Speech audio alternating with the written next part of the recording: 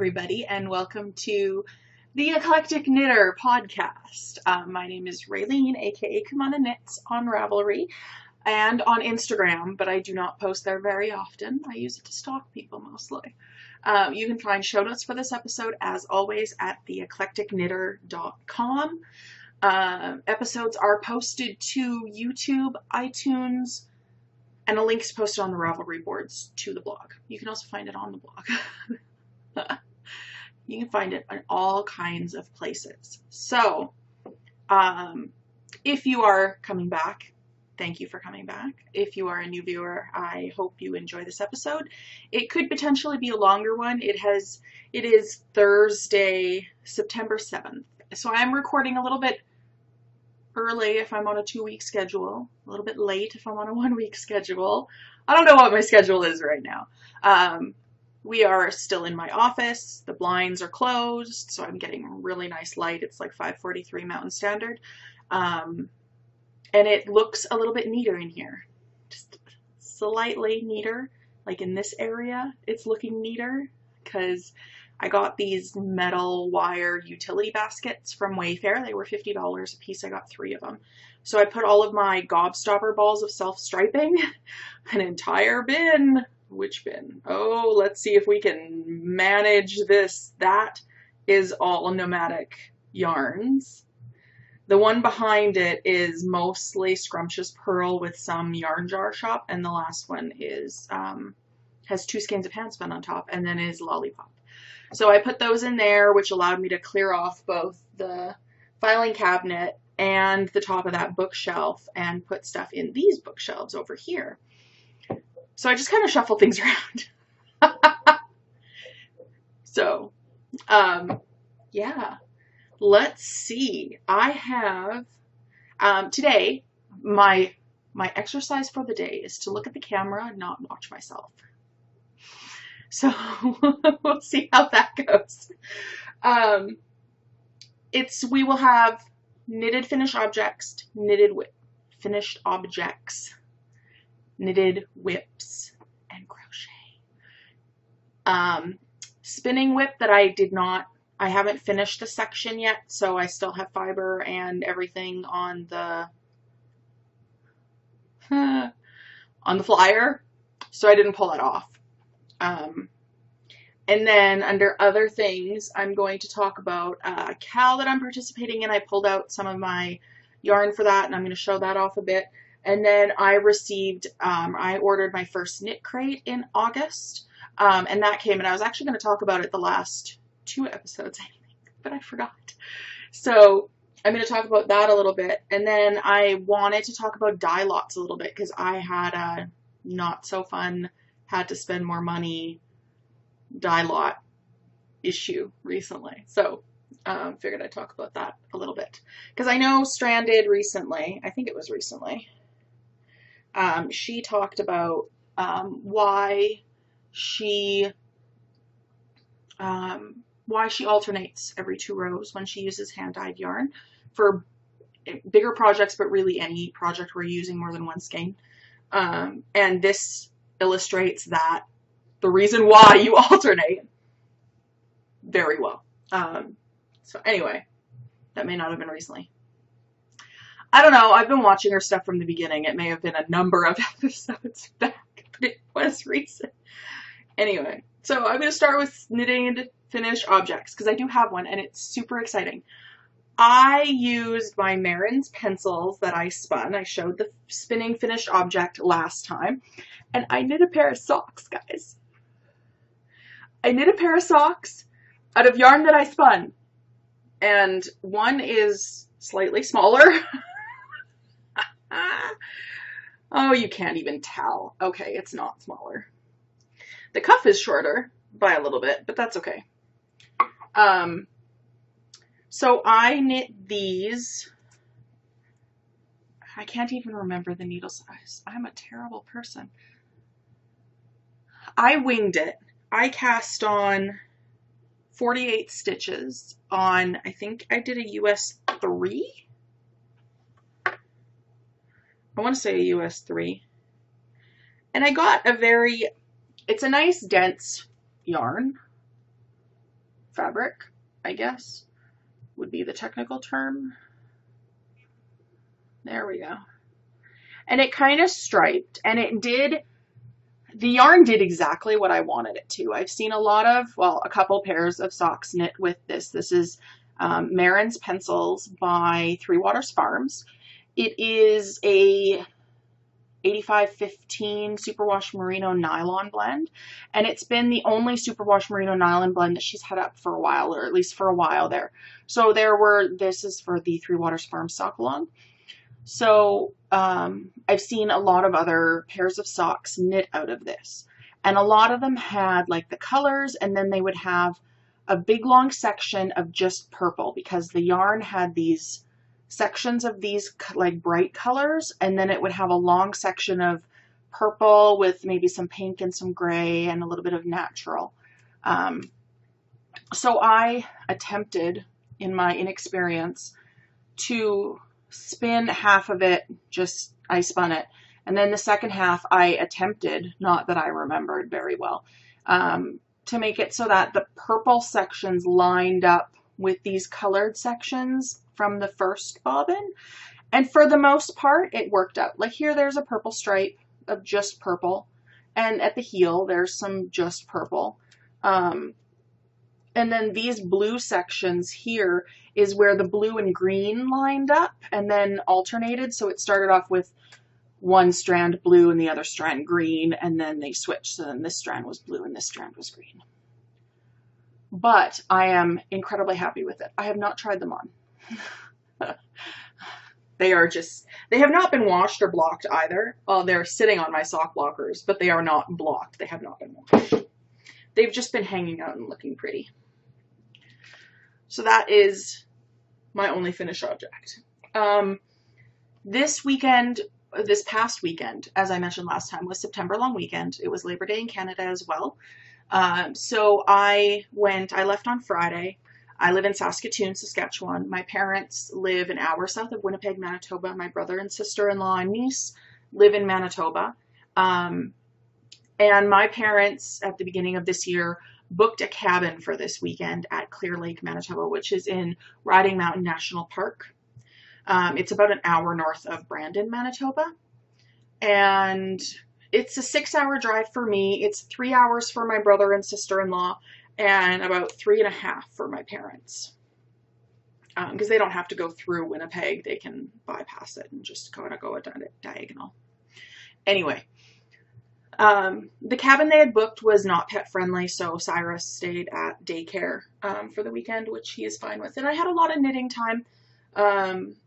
So I brought 2 pairs of socks along, that neither of which you have seen.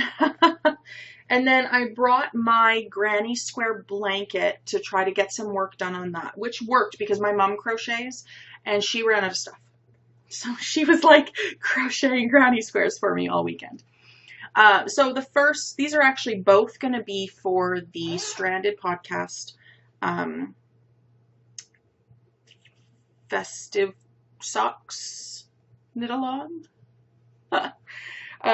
So I have 1 sock done, but I actually have 2 socks done, each of the opposite colorway. So I started 2 single socks.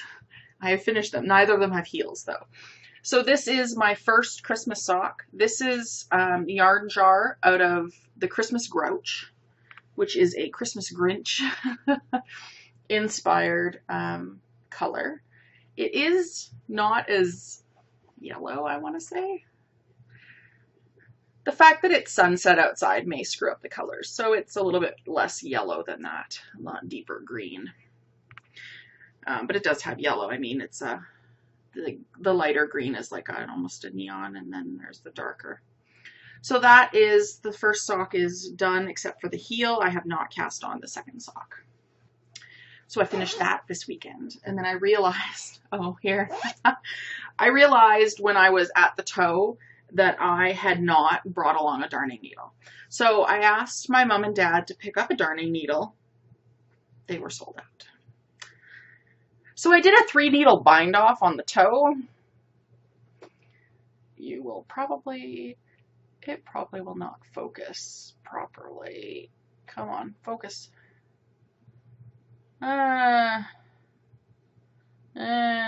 There. So you can see I did a 3-needle bind off and it looks ridiculous. I haven't decided if I actually have the gumption, the motivation to rip it out and Kitchener it. I was planning on casting on the second one and I needed those needles free. Makes perfect sense, right? You just do whatever you have to do to bind that off. Even if you end up not working on it at all because you instead cast on these. This is Knitterly Things Vesper 7525 thick sock. This is in the Frost colorway, which was back in fall of 2015. I was in her club for the first time for October, November, and December. October and November, those 2 skeins I knit up at that Christmas. Those were like the last socks that I knitted in all of 2016. I didn't really knit for most of 2016. And this is the December club colorway. Frost Festive socks. It looks wintry to me, so... And I'm knitting these actually. So the Grinch Socks, I've started knitting my needles on 1s, which is 2.25 millimeters, but I only have 1 pair of tips. Like I have a high interchangeable set. So I only have 1 pair of tips and I don't have any fixed circulars in a 1. So I started these on 1.5s, 2.5 millimeter needles, and I cast on 60 stitches. And they're big enough for me. And I actually like the fabric almost better than the last pair. The last pair I did out of this base was my man socks for a friend of mine who lives in Puerto Rico, and hopefully he's okay. And those were like 76 stitches, and those on a 0, and I really didn't enjoy it that much. But this was very nice. It's a very nice fabric. I like my socks really dense. And I only had to do 60 stitches for myself. So, and this one, I finished the toe last night, so I was at home and could Kitchener it properly. And I haven't cast the second one on for that either. This is in a new Fat Squirrel Fiber sock bag. This is also in a Fat Squirrel Fiber sock bag, but it's a little bit of an older fabric. Next up, sure, we'll do this. I don't think, oh yeah, it is. I'm in the middle of a row too. I'm a terrible podcaster. Anyway, I am working on a bounce blanket for my nephew-to-be. It is my brother and sister-in-law are expecting another baby in October. They're due. So this is how far I am. I showed this last time, and I'm not going to pull out all the little balls because it's even more of a mess now, because I've almost, like the gray section up here that I'm like 2.5 rows into is the last color. So I'm almost completely done 1 repeat of the colors. Backwards, Raylene, okay. And then, so I'm doing this out of Tannis Fiber Arts Pure Wash DK. I have a palette kit. It's called Hummingbird. It's still available on her website. This is one of her. She does change up her palettes. Her palettes are in her DK. You get 160 yards, 8 colors, 160 yards of each. And then I'm using her Pure Wash DK in Natural for the garter ridges. And I'm finding it really nice. I did this all before the long weekend. Cyrus!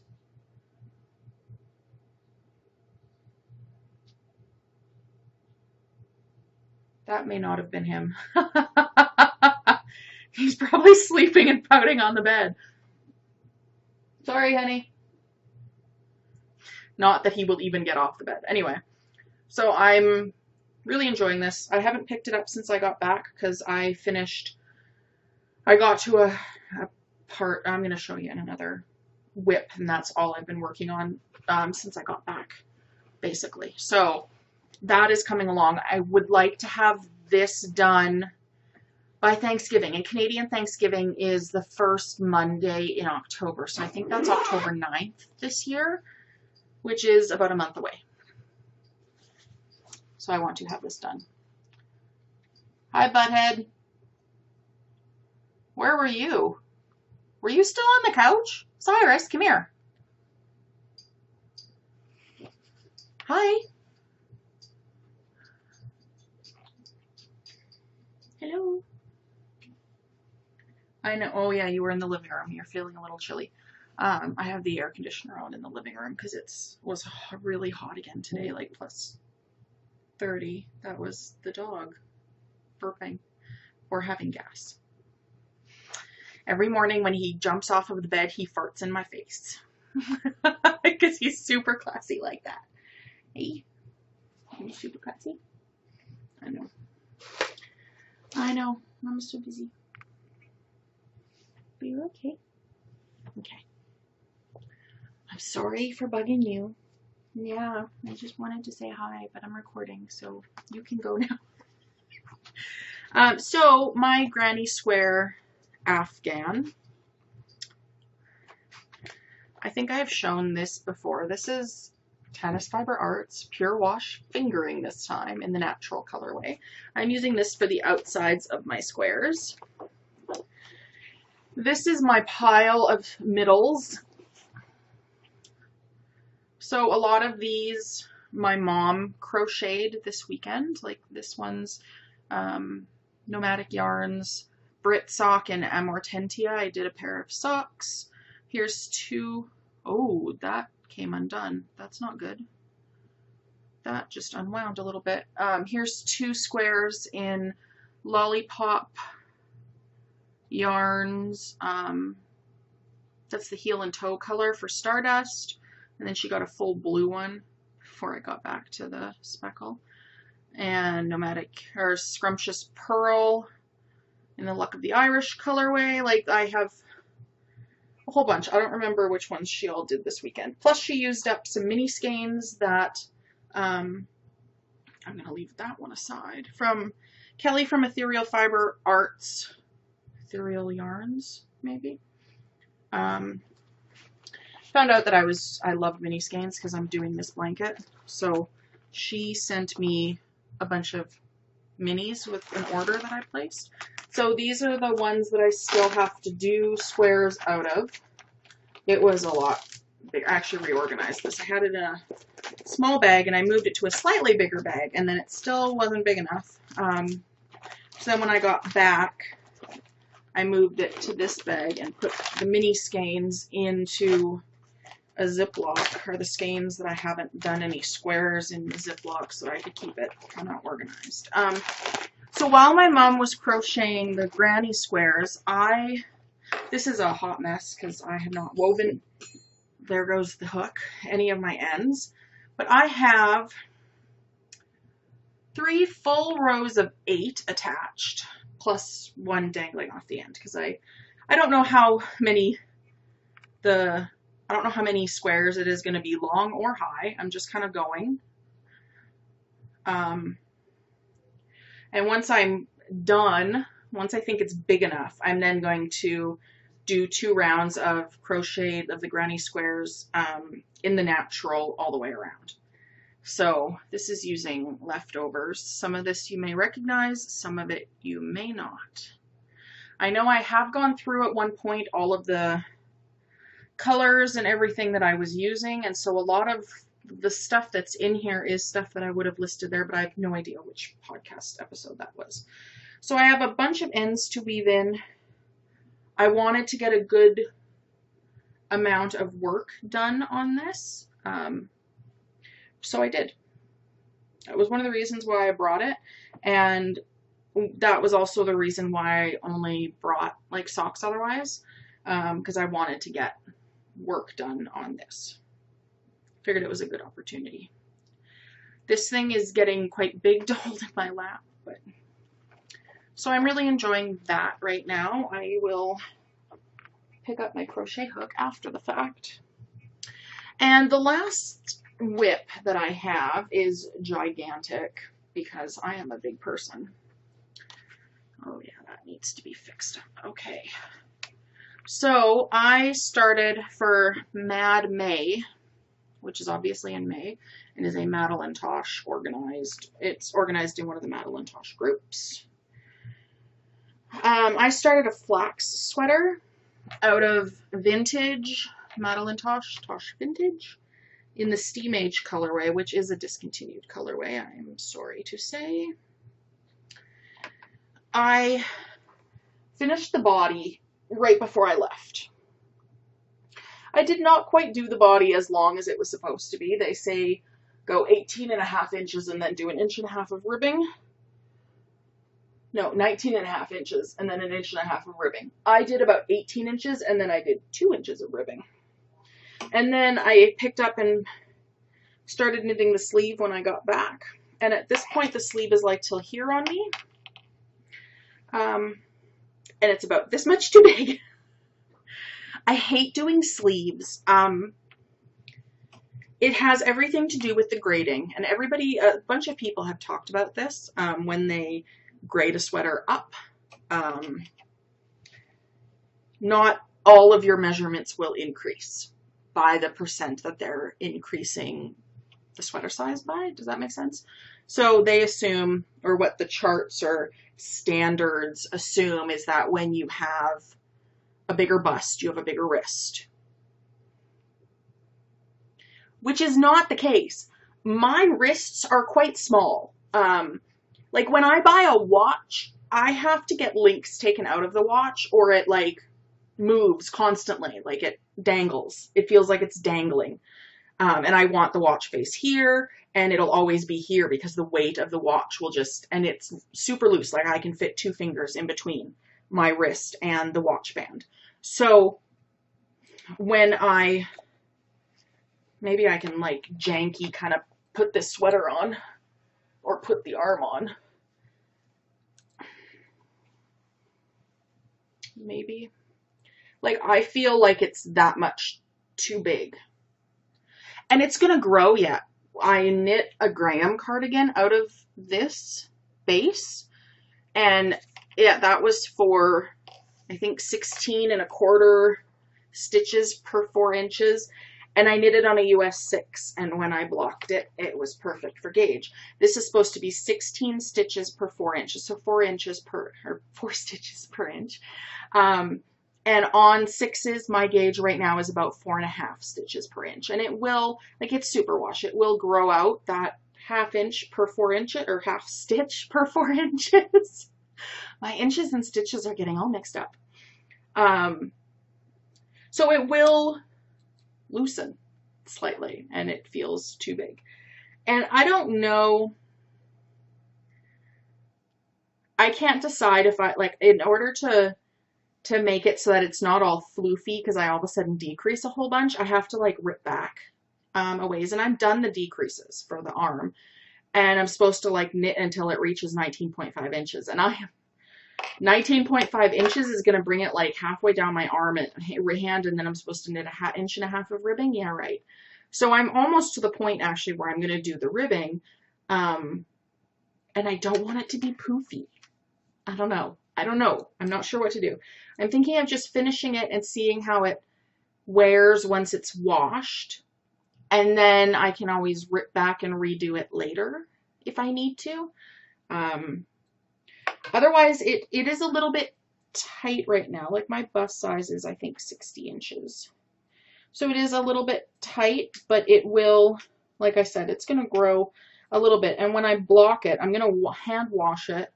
And then when I block it, I'm going to try to get a little bit more horizontal width out of it rather than more length, because I like where it's coming lengthwise right now when I try it on.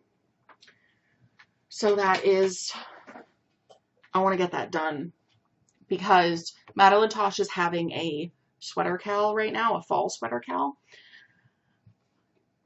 And I want to knit a worsted boxy. I bought some Pashmina worsted, which is a discontinued base. It used to be a retail base. It's the same as their Pashmina Sport, so it's a merino cashmere silk blend. And I have 2 sweater, like boxy sweater quantities, which is a little bit less because it's a really loose gauge. in some speckled colorway. So I have Clap Your Hands and something else. Paint box, paint something. So I want to work on a worsted boxy out of that. I've pulled it out. It's sitting on the table. I just need to finish this first. And the baby blanket needs to be finished. And then I want to do a circular shawl for my mom. And then I want to, yeah, it's all the things. For spinning, I am still working on Hello Yarn Rambouillet in Breathless Air. I believe it was the January 2017 club colorway, which I got in a D-stash. It's beautiful. It's still spinning really fine. It's my first time spinning Rambouillet. I'm really enjoying it. So I mentioned the Festive sock knit along, and I said that I had pulled out some of my socks. These are the ones I had to hunt for. I have some in the bins that are Christmas colors from the yarn jar, which I've ordered before. But this was stuff I ordered last year or around Christmas last year. And these are all Vesper in various bases. So this one's Jingle All the Way in thick sock. These are kind of skeins that I want to try to work through. The Festive sock knit along is going till the end of October. So I'm hoping to get more than the two pairs that I have done. And then here is Holiday Celebrate, also in thick sock. And then this is Holiday Boogie Woogie, also in thick sock. And then this one's in glitter full sock. This is called Peace and Love in sparkly sock. I don't think you can see the sparkles though. Oh, there you can.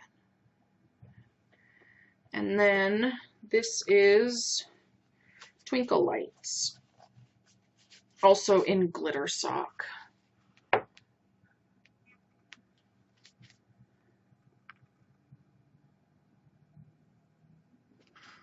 So I want to try to knit as many of those up as I can. And like I said, I think I mentioned last time that I'm almost to the point where I kind of want to knit 25 pairs of Christmas socks, which is crazy. I do not have 25 pairs of Christmas yarn or skeins of Christmas yarn, but I have some green probably that I could pull out and do like pattern socks, but pattern socks, oh, do not want to do pattern socks. And the last thing that I wanted to show was I ordered the monthly sock yarn knit crate. This is out of the States. And I really enjoyed this August basket, so I pulled it, or I kept it together. So this was the little card that came with it.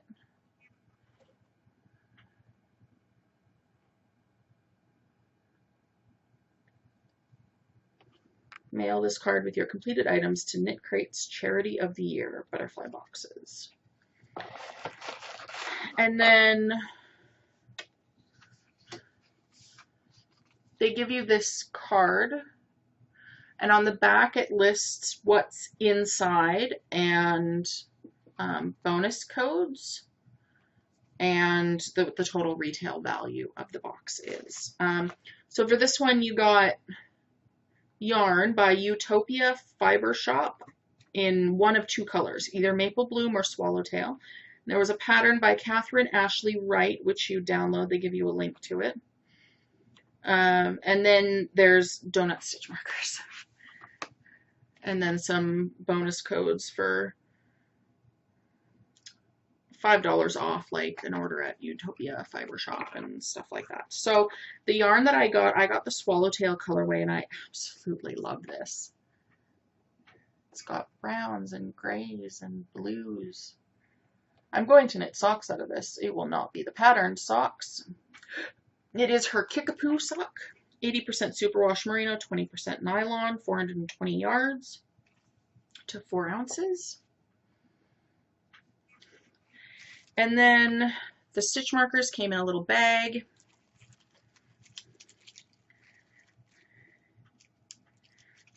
And they are adorable little tiny donuts. You can't even see those very well. One of them has a face on it.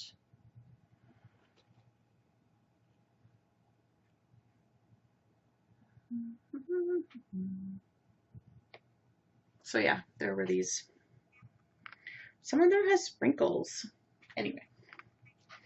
And then, apparently, which I have not seen before, there's little stickers. This was in the baggie with the stitch markers. And it comes with tissue paper, and everything's very cute. I have a recurring subscription for it now because I like sock yarn, and I was really happy with this, and I figured it may get different stuff to my door that I wouldn't necessarily know to go order. Like, I've never heard of Swallowtail or that Utopia fibers or yarns or whatever. So I was really, really happy with that. And then dye lots. I'm going to have to turn and go down to try to grab what I need. So I want to knit a soiree sweater. It was out of the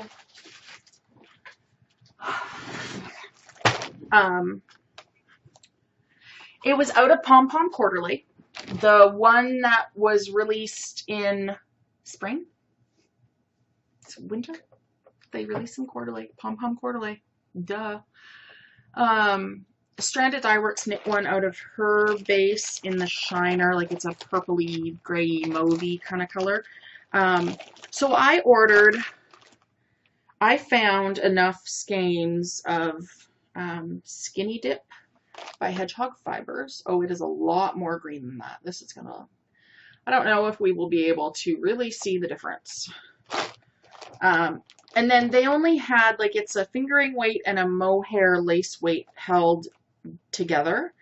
So I ordered this from Stephen and Penelope in Amsterdam. And then I ordered the 2 skeins of Kid Silk lace they had in the Skinny Dip colorway. So these look pretty close.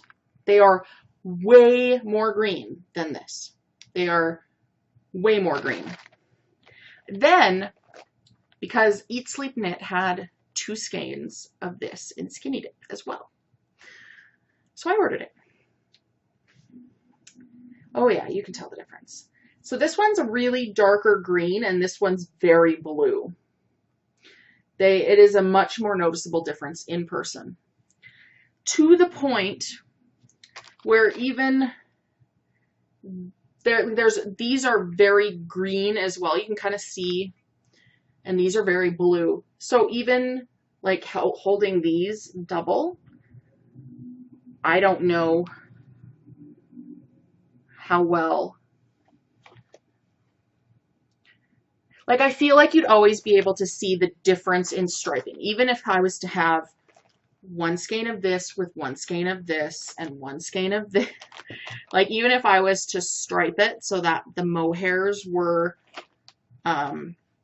striping, I feel like it would still be super noticeable. So, and I needed a 3rd skein, or a 5th skein.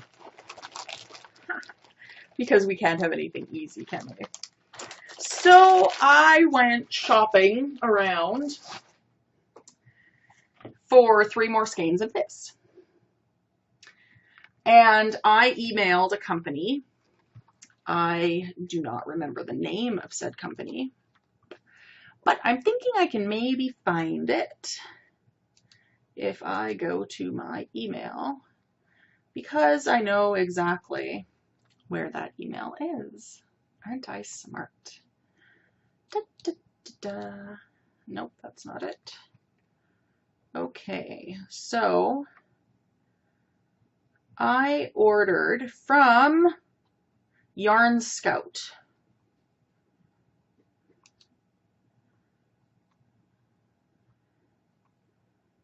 I believe they are out of Oregon. I don't even know. I'm not even. So I ended up emailing them and asking if asking if they had kid silk lace in a more green dye lot. And so they sent me pictures, and I sent pictures back, and I bought 3 more skeins of they said they had a dye lot that was a darker green, and then they had a dye lot that was a lighter green. So I ordered 3 more skeins in the darker green, which matches better with the sock yarn that I have in Skinny Dip. Hopefully. And these are not cheap skeins. These are like $38 US a piece. Thankfully they are, they're 50 gram skeins. But they look like a full 100 gram skeins. Well, they're 70% kid mohair, 30% silk.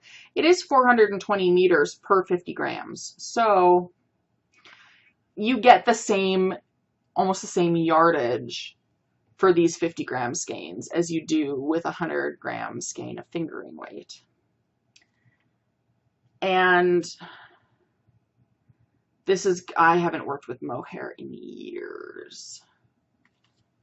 Can I wear it around my neck? I can. So yeah, this will be fun to work with. And this is why you watch what dye lots you order. I probably could make it work. Probably could. I just don't want to. How terrible is that? Instead of making this work, I just ordered 3 more skeins. And these, I'm not sure what to do with these bluer ones. My options are to destash them. So if anybody wants these, I would take $70 US, including shipping, to Canada or the States. I think they were 38. I should double check that because I don't want to ask for an insane amount. Maybe I'm completely wrong. Oh, now I've got mohair in my nose. Oh, $30.50. All right, I was overpriced. I will take $60, including shipping, for these 2 bluier skeins of Kid Silk Lace and Skinny Dip Hedgehog Fibers. But I'm not going to work too hard in order to do that. Does that make sense? I'm not working too hard. Because I will find something else to do with them if I do not end up using them. So that is that. I think that's everything that I had to talk about. I have been reading, but nothing that I'm willing to admit to. So there you are. Yeah, that is about it. I have been knitting a lot. The weekend was great. The weekend really was awesome. I haven't been to Clear Lake since my family last rented a cabin there when I was like probably 12 or 13. My parents were there 2 weeks ago camping, and then they were there again. They just left today. And it was cold. It was cold all weekend. If you were in the sun, it was fine. But as soon as you were in the shade, there was a cold wind from the north. It was awful. Well, I don't mind the cold. I was okay wearing a sweater and leggings. Like, I was fine. So we walked around. We spent time with my niece. I found out the week prior that the kids were in charge of all the food.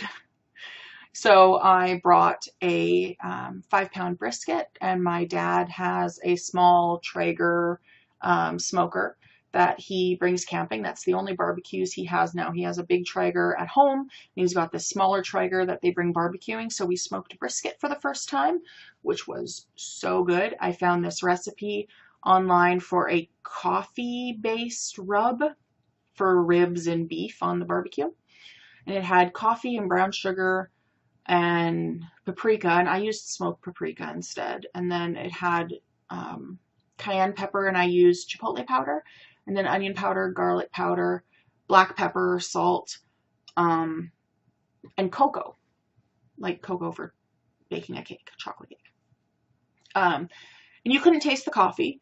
And by the time it was done, it looked burnt to shit.